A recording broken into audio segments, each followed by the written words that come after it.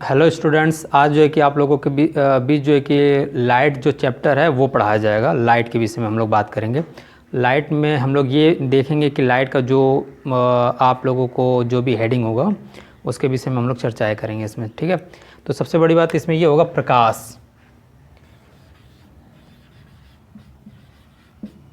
प्रकाश को अंग्रेजी में कहा जाता है लाइट। ठीक है, अब देखिए लाइट को सभी लोगों को पता है कि लाइट एक प्रकार की ऊर्जा होती है। जैसे नहीं होता, प्रकाश एक प्रकार की ऊर्जा होती है जो हमारे दृष्टि ज्ञान को क्या करते हैं, जागृत करते हैं। उसे हम लोग क्या कहते हैं, लाइट कहते हैं। लाइट में अक्सर हम लोग ये देखते हैं कि अगर प्रकाश का यदि हमारे पास यदि प्रकाश नहीं है तो हम किसी भी वस्तु को देख नहीं सकते हैं। सबसे बड़ी बात तो ये होती है। जैसे आप इसका एक्सपेरिमेंट जो है कि एक अंधेरे कमरे में भी कर सकते हैं। अंधेरे कमरे में क्या होगा ना कि अगर प्रकाश नहीं है तो आप भी किसी भी वस्तु को आप जो है कि सही तरीके से देख नहीं पाओगे और गिरने की संभावना ज़्यादा रहेगी, क्योंकि हम जो है कि जब दिखाई नहीं देगा तो किसी न किसी चीज़ से हम टकरा सकते हैं। तो अंधेरे में आप ये देखते हो, तो अंधेरे में हमें ये दिखाई देता है कि वस्तु हमें दिखाई नहीं देती है। अगर उजेला रहता, प्रकाश रहता तो हमें हर कोई वस्तु हमें क्या करती है, दिखाई देती है। तो सिंपल हम ये बताना चाहते हैं कि प्रकाश एक प्रकार की ऊर्जा होती है। प्रकाश जो है एक प्रकार की क्या है होती है, उसमें ऊर्जा होती है। ऊर्जा होती है जो हमारे दृष्टि ज्ञान को क्या करती है, जागृत करती है। उसे हम लोग क्या करते हैं, प्रकाश कहते हैं। ठीक है, अब देखिए इसमें आप लोगों को ये भी देखने को मिलेगा कि जैसे पारदर्शक होता है, ठीक है, और एक होता है अपारदर्शी, एक होता है पारदर्शी। ठीक है, तो पारदर्शी का मतलब क्या हुआ, जैसे मैं आपको बताऊंगा पारदर्शी,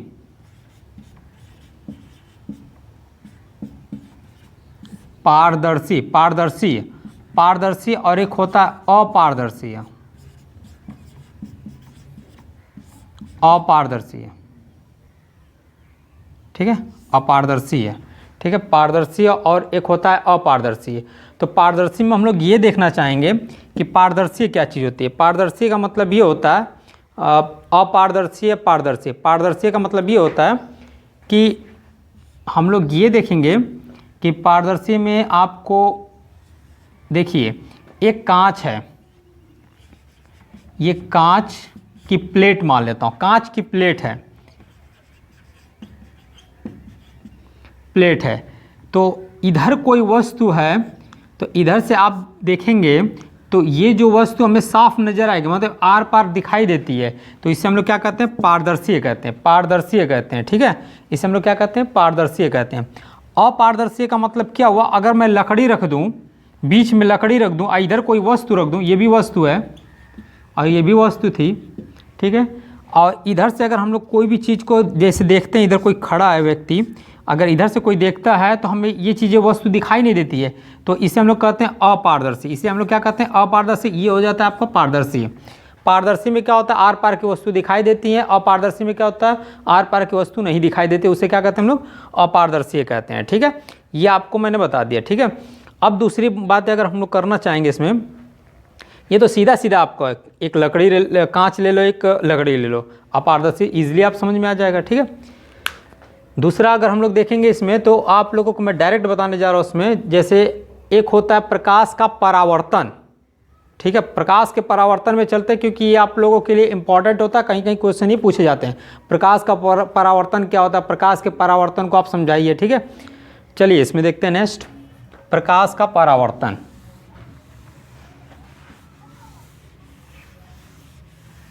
अब ध्यान देने वाली बातें ये होंगी कि प्रकाश के परावर्तन में क्या क्या चीज़ें इंपॉर्टेंट होती है। अब प्रकाश के परावर्तन में कौन सी चीज़ें आप लोगों के लिए इंपॉर्टेंट होगा, प्रकाश के परावर्तन के कितने नियम होते हैं वो बताने होते हैं। ठीक है, चलिए इसमें देखते हैं। ध्यान देने वाली बातें ये होंगी, प्रकाश का परावर्तन, प्रकाश का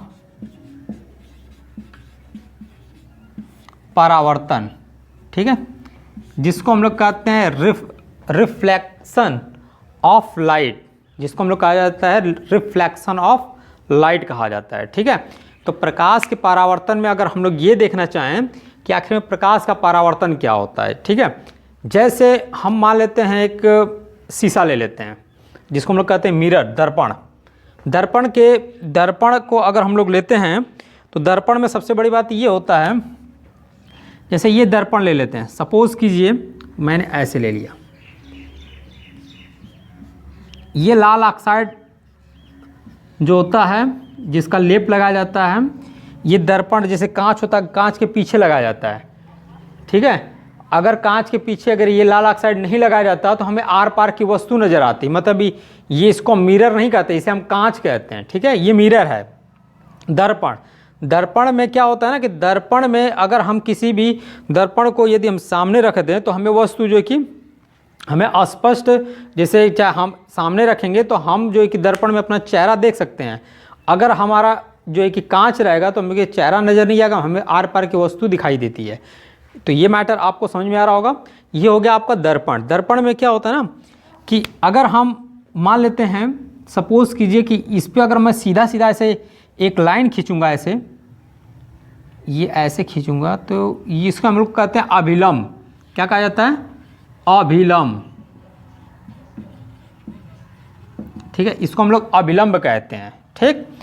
और यहाँ से जब भी कोई किरणें ऐसी आती हैं, इसको हम लोग आपतित किरण कहते हैं। और यहाँ से जब जो किरणें जाती हैं उसको परावर्तित किरणें कहते हैं। देखो यहाँ से जैसे आती हैं, इसको हम लोग क्या कहते हैं? आपतित किरण।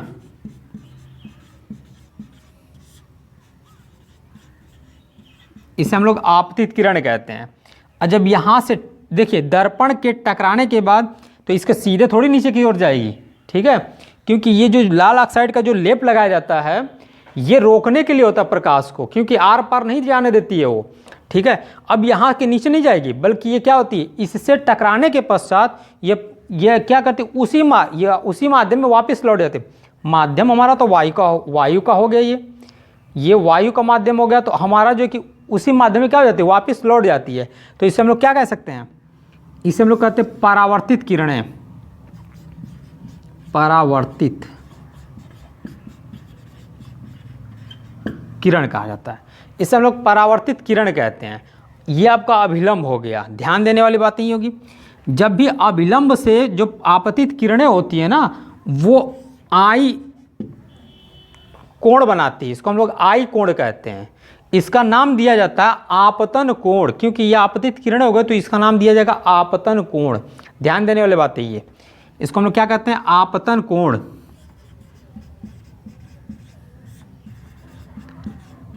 आपतन कोण हो गया, ठीक है। अगर ये परावर्तित किरणें अगर इस दिशा में जाती हैं तो इसको हम लोग नाम देते हैं परावर्तन कोण।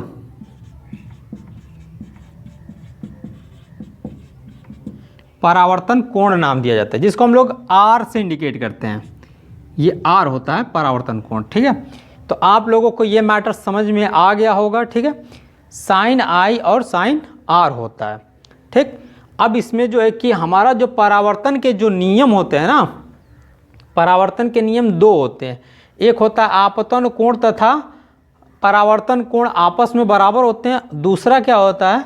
आपतित किरणें अभिलंब और परावर्तित किरणें क्या होती हैं? एक ही बिंदु पर होती हैं। क्या होती हैं? एक ही बिंदु पर होती हैं। इसे हम दूसरा नियम कहते हैं। यह मैटर समझ में आ गया होगा, ठीक है। तो यहाँ पे देखिए प्रकाश के परावर्तन के दो नियम होते हैं। हमने आपको बताया प्रकाश के परावर्तन के कितने नियम होते हैं? दो नियम होते हैं, ठीक है। यहाँ पे ध्यान देने वाली बातें ये होगी, प्रकाश, मैं लिख दे रहा हूँ यहाँ पे, प्रकाश के परावर्तन के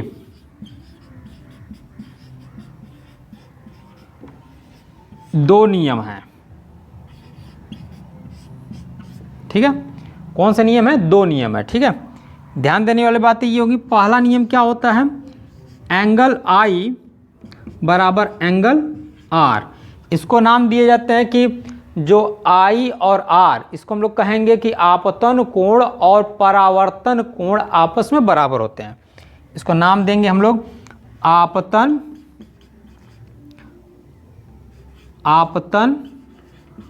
कोण इक्वल टू परावर्तन कोण। आपस में क्या होते हैं? बराबर होते हैं। इस बात को एकदम ध्यान देना है हमें। आपतन कोण और परावर्तन कोण आपस में क्या होते हैं, बराबर होते हैं। ठीक है, ये आपको मैंने बताया। फिर दूसरा नियम क्या कहता है, देखो दूसरा नियम क्या कहता है, देखिए ये जो एंगल होते हैं ना, ये वाला एंगल और ये वाला एंगल आपस में क्या होते हैं, बराबर होते हैं। ये पहला नियम हो गया। दूसरा नियम क्या कहता है, अभिलंब, देखो ये एक ही बिंदु पर होगा। सपोज कीजिए ये ओ कर दे रहा हूं मैं, ओ बिंदु पर है। ठीक है, दूसरा नियम क्या कहता है, दूसरा नियम मैं बता दे रहा हूं, यहां से लिख लीजिएगा। दूसरा नियम क्या कह रहा है इसमें कि अभिलंब, आपतन, आपतित किरण, परावर्तित किरण एक ही बिंदु पर होते हैं। ठीक है, अभी मैंने क्या बोला, अभी जस्ट अभिलंब,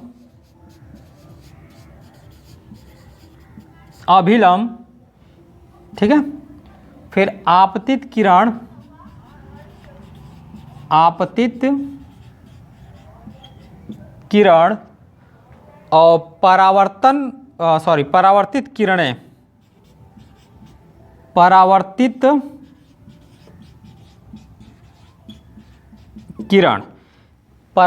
किरण तीनों क्या होते हैं, एक ही बिंदु पे होते हैं, एक ही बिंदु पर होते हैं, एक ही बिंदु,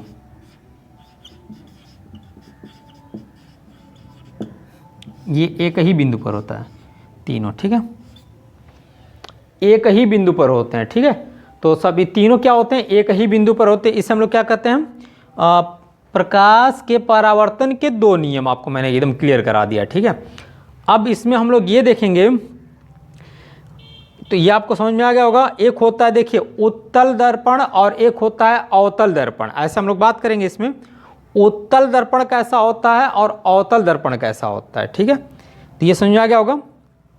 दूसरा बात करते हैं इसमें, देखते हैं।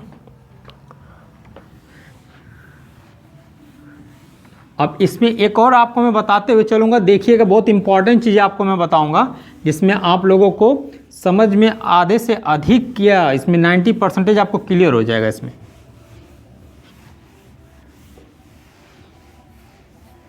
जैसे हमने आपको बताया कि देखिए इसमें जो दर्पण होते हैं ना, एक होता है आपका उत्तल दर्पण। दर्पण देखिए मैं मुख्य रूप से दो बता रहा हूं केवल, दर्पण।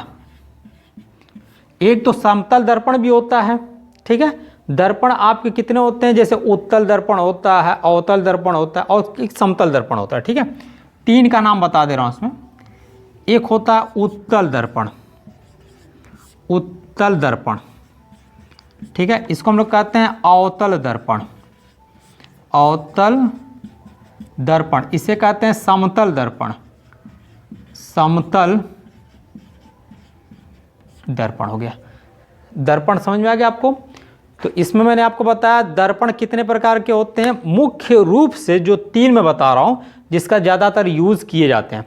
आपको अक्सर देखने को ये मिलेगा, इनका यूज़ और इसका यूज़ मिलेगा देखने को। ठीक है, ये तो सीधा सीधा आप समतल के रूप में ऐसे लिख सकते हो। देखो उत्तल दर्पण हमेशा उभरा हुआ जो भाग होता है उसे उत्तल कहते हैं और दबे हुए भाग को अवतल कहते हैं। ये बात आप लोग ध्यानपूर्वक देख लीजिएगा। ठीक है, क्योंकि यही पॉइंट आपको कंफ्यूज करेगा।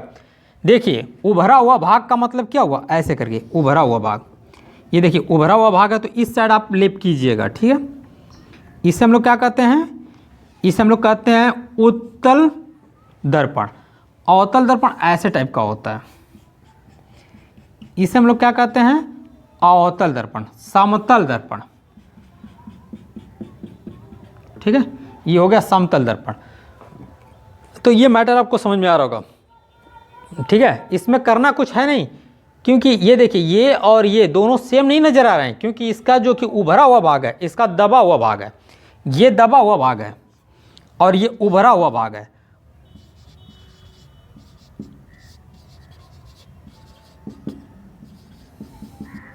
ये दबा हुआ भाग है, दबा हुआ भाग है। ठीक है, तो ये जो चीज़ें आपको देखने को ये मिला, उभरा हुआ भाग, दबा हुआ भाग। ठीक है, अब ज़्यादातर हम लोग केसेस इसमें देखेंगे और इसमें देखेंगे। समतल दर्पण तो आपको समझ में आएगा। अब देखिए इसमें आप लोगों को क्वेश्चन कैसे आएंगे, देखिएगा इसमें। जैसे आपको मैं बताने जा रहा हूँ उसमें कि अगर समतल जैसे नहीं होता है, ये अवतल दर्पण में वस्तु अनंत पर रखी जाती है तो हमारा उसका प्रतिबिंब जैसे नहीं होता, अब प्रतिबिंब कहाँ पे बनेगा, तो सबसे बड़ी बात आपको यही देखने को इसमें मिलेगा। ठीक है, तो इसमें चलते हैं इसमें, क्योंकि ज़्यादातर क्वेश्चन आपके वैसे बनते हैं।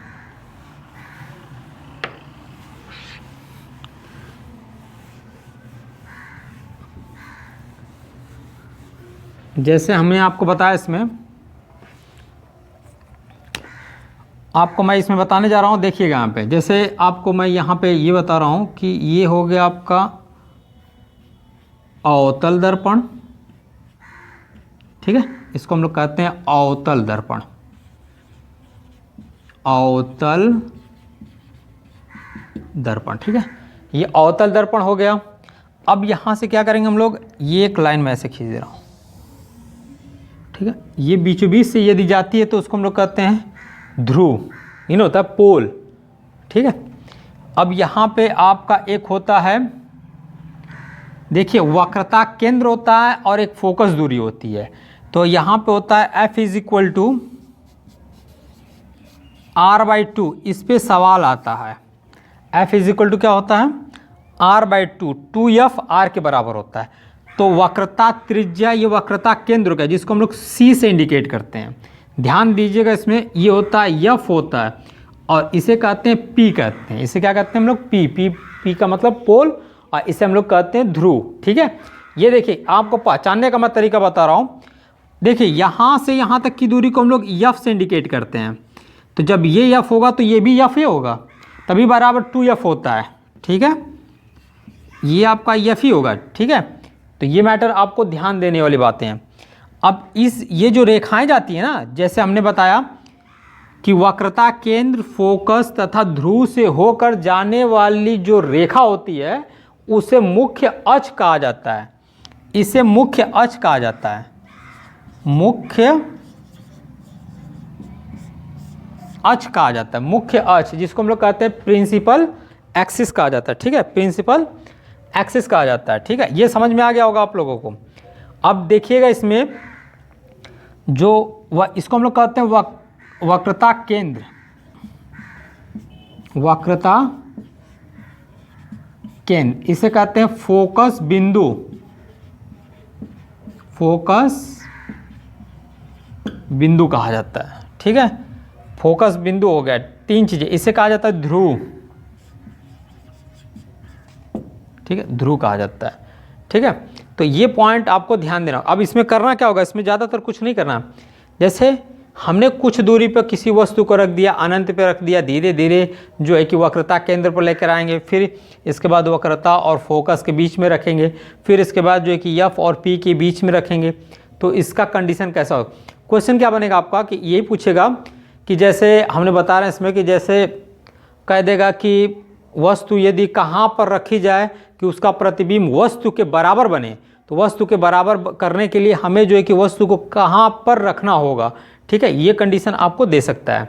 ठीक है, तो इसी तरह जो कि क्वेश्चन आपको देखने को मिलेगा। ठीक है, तो आगे जो है कि कल भी जो है कि आप लोगों को मैं इसी तरह टाइप का क्वेश्चन जो है कि मतलब ये कॉन्सेप्ट लेकर आऊँगा, और कल भी आप लोगों को मैं बताऊँगा। ठीक है।